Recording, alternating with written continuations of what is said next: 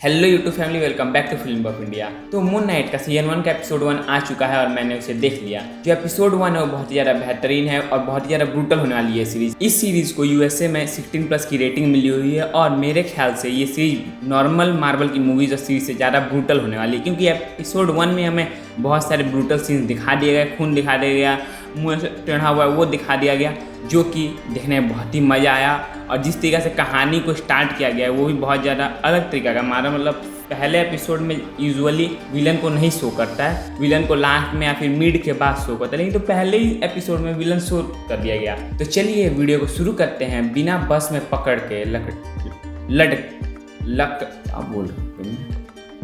चलिए शुरू करते हैं। देखो, सीरीज की स्टार्ट तो बहुत ऑकवर्ड और एक डार्क बैकग्राउंड से होती है, लेकिन वो फिर ब्राइट हो जाती है जैसे ही हमारे आइजैक भैया का रोल आना शुरू हो जाता है। शुरू में 1-1.5 मिनट डॉक्टर आर्थर को दिखाया गया, उनका फेस नहीं रिवील किया गया, उनको दिखाया गया वो कुछ रिचुअल वगैरह मतलब कुछ कर रहे हैं, अपने जूतों में कांच के टुकड़े डाल के कहीं जा रहे हैं बाहर। उसके बाद फिर कहानी स्विच हो जाती है हमारे आइजैक भैया पे, यानी कि हमारे स्टीवन भैया पे। आर्थर जो मेन आदमी है जिसके 4 रूप हैं, उसका नाम है आर्थर, जो कि बहुत ज़्यादा कन्फ्यूजन है। वो सोने भी जाता है एक वाइट कलर के बेल्ट में अपने पैर को बांध के, बेड के चारों ओर सैंड रख के, ताकि अगर वो उतरे भी बेड पे से तो वहाँ पैर के दाग आए, उसे पता चल सके वो कहाँ से उतरा है। गेट पे टेप लगा के, ताकि किसी को कुछ पता ही नहीं चले वो कहाँ, मतलब उसको पता लगना चाहिए वो निकल रहा है कि नहीं, क्योंकि उसको फीलिंग है कि कुछ उसके साथ गड़बड़िया है, लेकिन वो अच्छी तरीके से उनके बारे में नहीं जानता है। फिर जहाँ पे वो काम करता है वो भी एक इजिप्टियन म्यूजियम टाइप का है, वहाँ पे उसकी वाट लगी पड़ी रहती है। एकदम बस में जाता है, वो बस में भी सोने लगता है। उनका बस में सोना, फिर से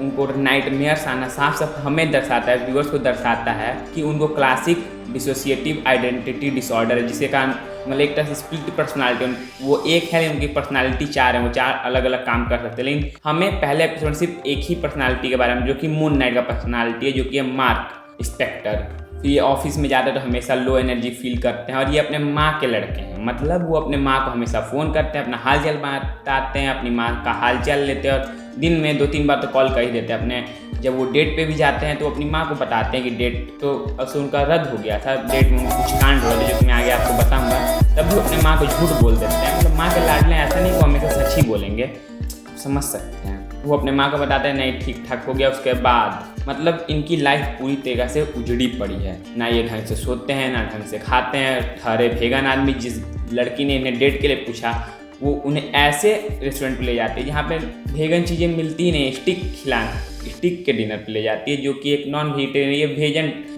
वेजिटेरियन नहीं वेगन, मतलब ना दूध खाते हैं ना वो सिर्फ साग सब्जी खाते हैं। अब यहाँ पे तो उनको बहुत ज़्यादा परेशान, लेकिन जब वो डेट पे जाते हैं वहाँ पर पता चलता है कि डेट उनका 2 दिन पहले था, वो 2-3 दिन से गायब थे, उनको पता ही नहीं, वो सोए उठे 2 दिन गायब हो गया। मतलब उनको तो आधा पता ही नहीं रहता है कि उनके लाइफ में चल क्या रहा है। मतलब वो सोते हैं 2-2 दिन, घंटों पर उनको पता ही नहीं चलता, आँख झपकाए आँख खोले बस में पहुँच गए। मतलब इस तरह से उनकी पूरी लाइफ बर्बाद हुई पड़ी है, झंड हुई पड़ी है। और ये इतने डम्ब आदमी हैं, लड़की ने सामने से पूछती है चलो मेरे साथ डिनर पे, लोग पूछते हैं क्या तुम मुझे बाहर चलने के लिए पूछ रही हो, खाने के लिए, डिनर डेट के लिए पूछ रही हो। मतलब इन्हें लड़की का साफ साफ इशारा भी नहीं समझ में आता है। अब आप समझ सकते हैं इनकी क्या अवस्था है। अब ऐसे ही एक दिन वो सोए रहते हैं, अचानक उठ जाते हैं और वो इजिप्ट पहुँच गए रहते हैं। इजिप्ट में उनको कुछ अंदर से आवाज़ सुनाई देती है, जो कि खौंसू की होती है, जो कि बोलता है कि ये गधा उठ गया है, ये हम दोनों को मरवा देगा, जो कि साफ साफ इंडिकेट करता है कि जो लोग उसे मारने के लिए पड़े हैं, अगर ये हमारे स्टीवन भैया मर जाते हैं तो यहाँ से खौंसू की और मार्क दोनों की लाइफ ख़त्म हो जाएगी।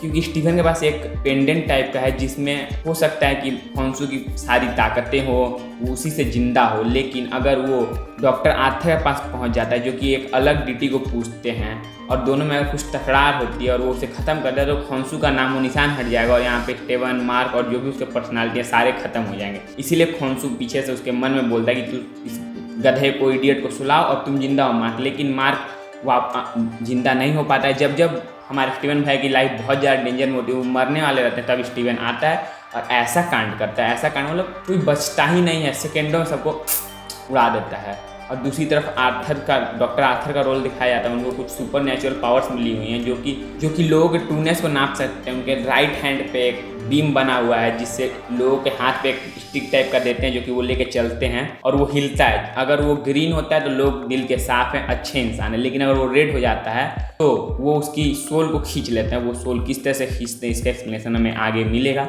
मुझे कॉमिक के बारे में पता नहीं क्या क्या चीज़ें होती हैं, मैं सिर्फ इस एपिसोड के ऊपर बोल रहा हूँ। फिर डॉक्टर आर्थर मून नाइट को मतलब यानी कि हमारे स्टीवन भैया खोजते खोजते उसके ऑफिस तक पहुँच जाता है। ऑफिस में भी जो भी गार्ड वगैरह हैं सब उसी के आदमी हैं, जो कि जिसके कारण हमारे स्टीवन भैया वहाँ फंस जाते हैं और उन्हें भी वो चीज़ करनी पड़ती है। लेकिन वो जब कर ही रहा होता है तो उसका जो बीम है ना ही रेड हो रहा था ना ही ग्रीन, वो बहुत तेज़ी से हिल रहा था, जहाँ पे आर्थर भैया के मुंह पे हल्का सिकेंज दिखा था, जिससे साफ समझ में आता है कि वो डर गया था उस चीज़ से कि क्या हो रहा है। आज तक तो ऐसा मैंने कभी नहीं देखा। और वहाँ से फिर हमारे स्टीवन भैया भाग जाते हैं। उनकी नाइट की शिफ्ट रहती है क्योंकि वो 2 दिन से ऑफिस में नहीं गए थे। अब वो नाइट का काम करके निकल ही रहे होते हैं तो पीछे से कुछ आवाज़ें उन्हें सुनाई देती है, लाइट। तो वो सोचते हैं अंदर क्या है, अगर मैं ही अकेले हूँ, कुछ अगर चोरी होता है तो मैं ही फंसूंगा। तो वो अंदर खोजने जाते हैं कि अंदर क्या चल रहा है। लेकिन वहाँ पे कुछ 2 मॉन्स्टर्स चीज़ आ जाते हैं और डॉक्टर आर्थर की आवाज़ आती है कि तुम वो पेंडेंट मुझे दे दो वरना तुम्हारा गेम खत्म, तुम्हें वो नोच खाएंगे। अब वो वहाँ से अपना बैग फेंकता है, इधर उधर भागता है, भागते भागते बाथरूम में जाता है। बाथरूम में जाता है तो मार्क उससे कॉन्टैक्ट लिटरली हमें मार्क ऐनक के अंदर है और उससे बात कर रहा है, जो कि बहुत ही ज़्यादा बेहतरीन लगा है। बोलता है मैं तुम्हें मरने नहीं दूंगा, ये बोलता नहीं हम दोनों मर जाएंगे। लेकिन मार्क उसे समझाता है, फिर वो अपनी बॉडी मार्क को दे देता है। मतलब जब तक स्टीवन सोएगा नहीं, मतलब अनकॉन्शियस नहीं होगा, तब तक मार्क उसको ऊपर काबू नहीं पा सकेगा। मतलब दूसरे पर्सनालिटी को उसके ऊपर हावी होना है तो पहले जो मेन पर्सनालिटी स्टीवन वाली उसको सोना होगा। मतलब जैसे ही जब तक स्टीवन जगा हुआ है और अपना कंट्रोल नहीं देता है किसी और को तो कोई उसे कुछ नहीं कर सकता। लेकिन अगर जैसे ही वो अपना कंट्रोल दे देता है या फिर सोया हुआ है तो उसके ऊपर कोई भी कंट्रोल कर सकता है उसका पर्सनालिटी। और वहाँ पे वो उसे काबू करता है। उसके बाद वहाँ पे लास्ट में हमें मून नाइट पूरी अच्छी तरह सूट में दिखाया जाता है, जो कि बहुत ही ज़्यादा बेहतरीन लग रहा था। वहाँ पे वो उसे मारता है और बस वहाँ पे एपिसोड ख़त्म। और बीच में हमें एक लैला नाम की लड़की का भी दिखाया गया जो कि मार्क के फ़ोन में जिसका नंबर था, जहाँ पे मार्क की कीज़ वगैरह मिली थी स्टीवन को, वहाँ पे दिखाया था। उसका रोल लैला का रोल कैलेनवे फॉलो करेंगे। मैं उनका फोटो यहाँ पे लगा दूंगा। देखो ये सीरीज अभी तक तो किसी भी मार्वल के यूनिवर्स या फिर 2012 वाला कांड हो गया या फिर कोई भी कांड हो गया उससे रिलेटेड नहीं है, क्योंकि अभी तक जितनी भी सीरीज आई थी वहाँ पे जो कहानी इनिशियली शुरू होती है 2012 के कांड के बाद ही शुरू होती है। लेकिन यहाँ पे ऐसा कुछ भी नहीं दिखाया गया और ना ही बताया गया है हमें। तो हम इससे एक अनुमान लगा सकते हैं कि यहाँ पे वो 2012 वाला कांड नहीं चलेगा। तो अगर आपने वो सब सीरीज़ नहीं भी देखी है तो आप इसे देखिएगा, आपको समझ में आ जाएगी। और इसमें और भी कोई भी मतलब मार्वल के कैरेक्टर्स इंट्रोड्यूस नहीं किए। जितने भी इसमें कैरेक्टर्स, एक्टर, हीरोज, विलन जितने भी वो सारे नए इंट्रोड्यूस किए जाएंगे, जो कि और ज़्यादा बेहतरीन बात है। हमें नए विलन्स, नए सुपर पावर्स, नए बैडएस विलन्स, बैडएस हीरोज भी देखने को मिलेंगे, जैसे कि हमारे मून नाइट भैया हैं। अब देखना ये है कि नेक्स्ट जो एपिसोड आता है उसमें किस पर्सनालिटी को दिखाया जाए। इसमें तो पहली पर्सनालिटी दिखा दी गई स्टीवन और मार्क की, जो कि मार्क हमारे मून नाइट और स्टीवन है नॉर्मल एक ऑफिस में काम करने वाले लड़के, जिनको ना ही लड़की इतने डम है कि लड़की सामने से पूछती है तब भी इन्हें नहीं समझ में आता है। अपनी मछली को लेकर परेशान रहते हैं, दिन भर एक एक काम खबर के अपनी माँ को बातें बताते हैं और इनकी लाइफ की लगी पड़ी है। वैसे यहाँ मेरी भी गर्मी से लगी पड़ी है तो मैं जाता हूँ, थोड़ा पंखा चलाता हूँ। वीडियो रिकॉर्ड हो गया, आप जब तक सब्सक्राइब कर दीजिए चैनल को, एक कमेंट कर दीजिएगा आपको क्या बेस्ट पार्ट लगा एपिसोड का, और साथ ही साथ सब्सक्राइब को जरूरी कर दीजिएगा क्योंकि इसी तरह के आपको वीडियोस मिलते रहेंगे इस चैनल पे। अभी जितने भी एपिसोड आएंगे मून नाइट के सारे के बारे में हम इसी तरह से चर्चा करेंगे और उसके लास्ट में एक पूरा ओवरऑल भी एक फिल्मी टॉक्स लाएंगे। और अभी तक मैंने KGF का बोल रहा चैप्टर 2 का, चैप्टर 1 का रिकैप दे दूंगा तो मैं नहीं डाला, कल या फिर कल तक आ जाएगा, कल आ जाएगा, परसों तो मॉर्बियस और अटैक का ट्रेलर फिर से उसके ऊपर चर्चा भी करेंगे, कुछ देखते हैं। मैं मिलता हूँ आपसे नेक्स्ट वीडियो में, तक आप सब्सक्राइब कीजिए। जय हिंद।